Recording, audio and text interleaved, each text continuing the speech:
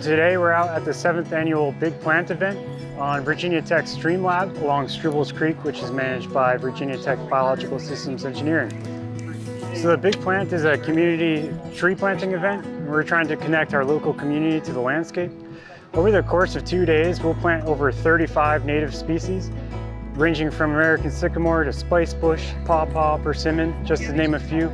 We're trying to maximize biodiversity as we restore a native riparian buffer. I think it's really important as students here, especially at a land-grant university, to come out and give back to our communities and be stewards of the land. And as a student, I know it meant a lot to me to be able to give back. And I think it's so important that everybody has that experience of planting a tree that they can bring their families back to in 20 years. So my favorite part is getting my kids involved with conservation. And there's no better way to demonstrate that in a big event like this, if you will. Giving back not only to our community, but this has global impact. So as an environmental science major, we do learn a lot about invasive species and riparian buffers and restoring our streamlines and floodplains.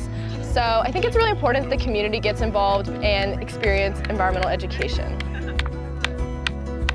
This is not my first time planting a tree, but this is my first time doing it for more of a restoration purpose. And so signed up and came out here. Sounded like a great opportunity.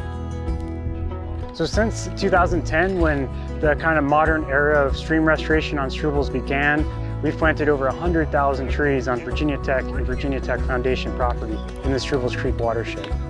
So Blacksburg and Virginia Tech are rapidly growing, and our vision is that we can do ecological restoration so we can have sustainable development long-term on our landscape.